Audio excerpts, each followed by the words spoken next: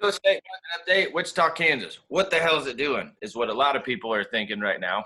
And long story short, I'll give you kind of a synopsis of it, then go into detail and stick around to the end for the silver lining at the end that kind of shows the good things are going off this. But long story short, interest rates are going up at the time of this recording. They're about 5%.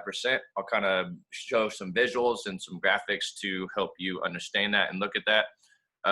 The other thing is listings are going up as well. So a lot of this inventory shortage we've been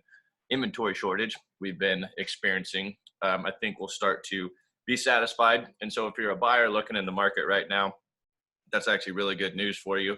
And then the last thing that I'll address at the end, which is the silver lining, extra bonus thing, what have you. If I'm being honest, it's just trying to get you to watch the whole video to the end. I'm a fully transparent marketer in person, and it's kind of like just tell people what you're doing. At the end, I'll kind of show you where projections are for buying a house and what you have to gain by buying a house now. Because there are some people that are fearful of this, saying, cliche sayings like what goes up must come down and, oh, it's going to crash and all these things go with it. Which, I mean, if you bought a house a year ago, 2 years ago, you're really happy you bought a house.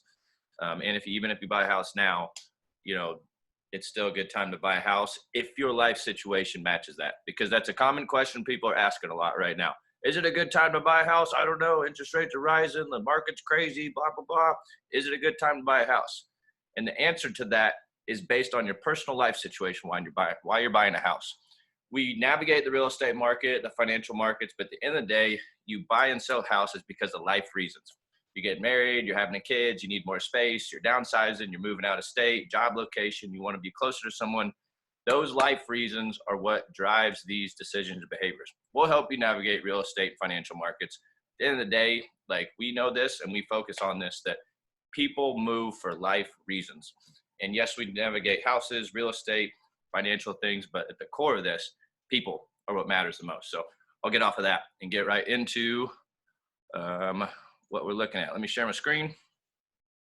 I kind of go over some of these visuals because people believe what they see, not what they hear. And these reports that I'm pulling from are from a data source used on a national level called Keeping Current Matters.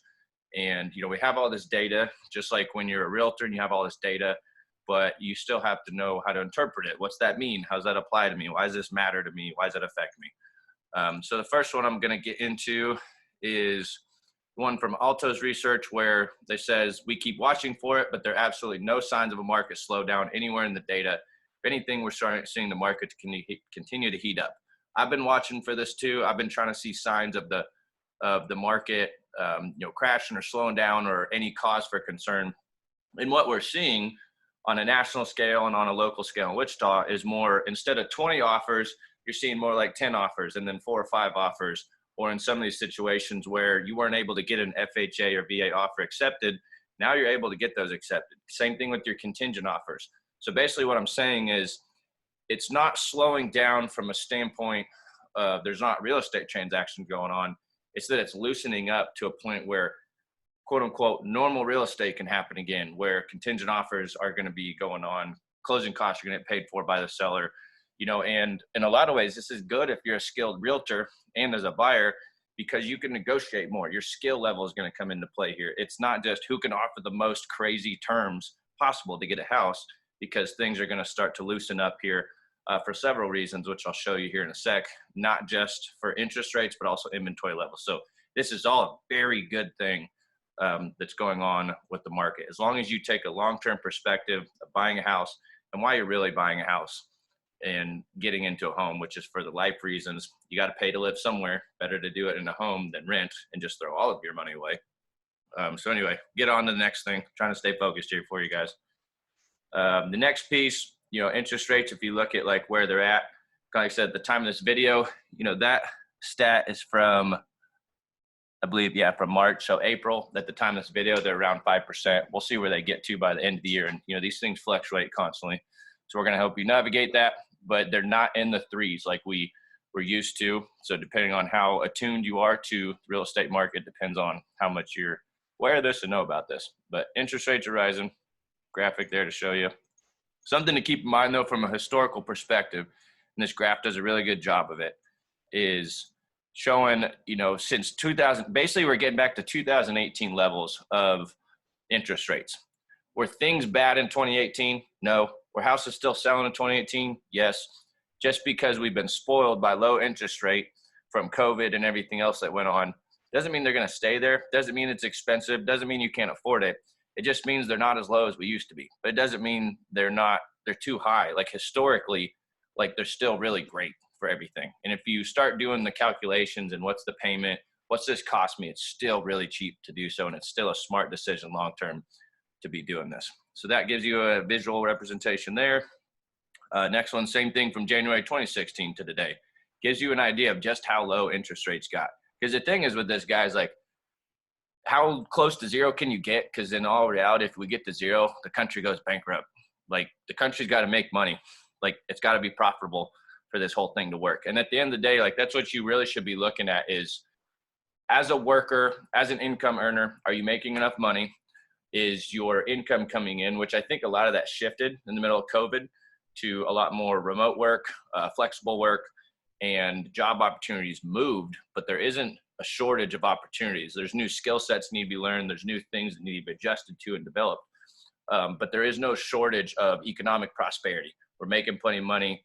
There's a lot of people who are making more money than ever. As long as you're increasing your skills, increasing your value, contributing more to society, you're making more money.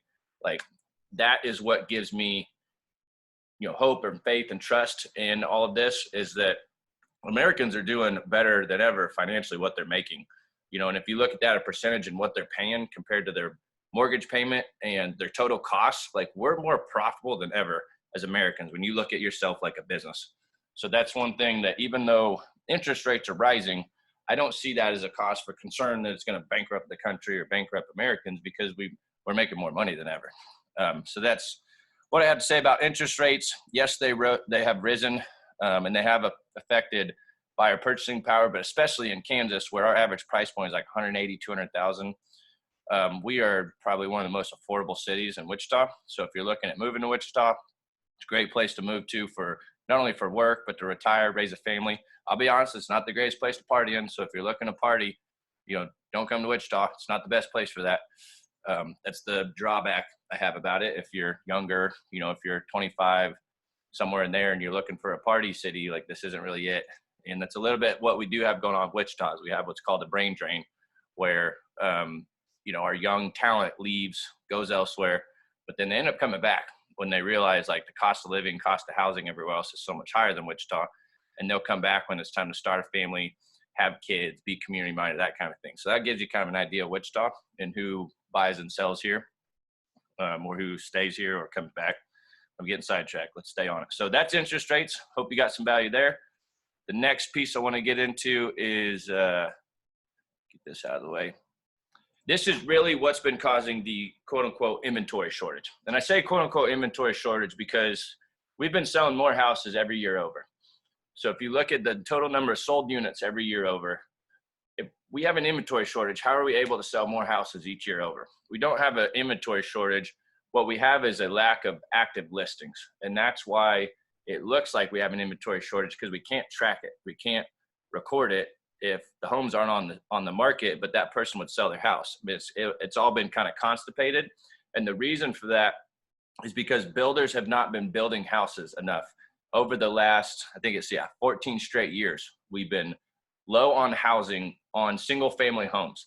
And partially the reason for that is because developers have been building apartment complexes and have been putting their money into assets like that cash flow. And they'd rather have the long-term cash flow from renters than a one-off purchase with the single family homes. So it's not just that the trades are lacking and that we don't have enough skilled workers. It's that big fact right there. That's probably the biggest quote unquote secret of real estate that many people don't realize. Developers and builders have been building way more apartments than single family homes, is why we have such a shortage of single family. And this has been going on for 14 years. I've had my license for 6 years, so I haven't seen, been in the middle of all that, but I'm seeing the trends, I'm recognizing, I'm observing it, and I'm telling all you guys now. So that's been the reason for the quote unquote inventory shortage on everything. So, but we're starting to see it rise again. We're starting to see it pick back up. Hopefully we can get it up here in these record-setting numbers again, but in some ways too, you don't want that, because then you can see what happened. Like, you see when that was in 05. And we know what happened after 05. Things crashed. We don't want that. But part of that had to do with the lending standards that were going on back then too. It wasn't entirely the builders. It was the lenders and the lack of regulation and the financial markets that really caused all that, which now more than ever, the financial markets are more strict than ever. But even then, I'm thinking they should be regulated even more than what they have going on. I'm not saying don't let people get loans. I'm saying regulate lenders, because honestly, some of these lenders are the shadiest, most sketchy, shaky things of the industry. It drives me nuts, drives buyers nuts, drives everybody nuts that they're not held to a standard like realtors are. I'll get off of that soapbox too. So the good story of this is that we're starting to see more new listings than active listings. So basically, houses are coming to the market. People are not being scared of COVID, seeing the opportunity. They're starting to bring their listings to the market. There's going to be more options with everything. What are some other graphs we have on that? Active listings increase, first time in 6 months. You know, that's March. Looking at it historically on everything, we're seeing the listings start to pick back up. So we're going to have more options with everything. We're going to have more houses to choose from. This is a really good sign if you're in Kansas, because if you look at where the seller traffic index is at, it's in Arizona, Kansas, Kentucky, and Mississippi is where it's all strong. Everything else is stable. We're strong. And so what we're seeing a lot of is we're seeing a lot of people sell from Colorado, California, Florida, sell their houses there at a premium, at a high price, come to Kansas, buy cash. You can get a 5-bed, 3-bath, 2,600 square feet house for $300,000 around here. So you can get a mansion compared to other places like Arizona or California. You can hardly find anything good for $300,000. You like their starting price point's like $500,000. So you have like a 3-bed, 2-bath house out in California for $1 million, cash it out, even if you owe like 200 or 300 on it. Come to Kansas, you have about 500, 600,000 cash that you can just come buy here cash and just buy a mansion and still have things left over. Same thing with Colorado. They're selling like 5, 6, 700,000, have about 300, 400,000 cash left, come put it into Kansas and basically retire at that point. And Wichita, you know, check out some of the other YouTube videos on Wichita, see what it's like. You know, there's a lot of cool community stuff we have going on here. I call it a little big town is what we're looking at. And we got some big city amenities, but a little small town feel. To give you an idea of it, it's the biggest city in Kansas. Kansas City is not actually in Kansas City, it's in Missouri, and it's right up here on the corner up here. But anyway, what I'm saying is it's really good to sell a house if you're in Kansas, and it's good if you're from another state coming to buy here. One thing to keep in mind though with this, because everybody's so emotional about this, my house is going to fly off the market, it's going to sell in 1 day. The average days on market for the nation is 18 days. That is still really fast for selling a house. So I want to address that perception that my house is going to sell in a day or 3 days or 5 days. And if it doesn't, what's wrong with it? Whether you're a seller or a buyer, like historically houses have taken weeks and months to sell. Recently, it's been like hours and days, but still with all that, the average days on market is still 18 days. That's still a good amount of time when you look at this. And in Kansas, days on market up to 15, like we got a pretty good one. So 2 weeks. So when you go into these situations thinking that my house is going to sell and it's amazing and oh my gosh, if it doesn't sell, what's wrong? My realtor sucks. We got to look at the data here and not basing things on emotion and drama. The average days on market for the nation is 18. For Kansas, it's about 15. And this is where, as a realtor, I'll pull local data specific to your neighborhood, specific to your situation, so you can have smart info to be making decisions on, not drama, not emotion, not this, fluff that a lot of people want to make decisions on. Kind of our job, my job, is to keep you calm, cool, collected in the middle of chaos and craziness so that we can make smart decisions in the middle of this real estate market and everything you have going on. Because it's a big deal. It's a giant transaction. A lot of you have your whole livelihood wrapped in this. I get that. But we need to be looking at this from a data standpoint, not from a drama emotional standpoint. So let's move on from that one. So here's the silver lining. If you stuck around all the way to the end, I really appreciate that. Please make sure you like, comment, subscribe, all those things that go with all this fun stuff. I forgot to say at the beginning, but that's all right. So here's the silver lining to all this. The appreciation forecast for 2022, going forward, is still great at 6.7% average, which is about to be expected for what you want out of real estate. Some people are seeing it at 3%, some people are at 9%. So we're still going to see appreciation going on. But this graphic right here is probably the bigger one you want to get excited about. Let's say you buy a house right now at $360,000. On average, what you expect to gain over the next 5 years, about 96 grand. So basically what I'm saying is if you have a window of saying, I'm going to live in this house for at least the next 3 to 5 years, which is what people should be doing if they're buying a house. Like shorter than that, you should rent.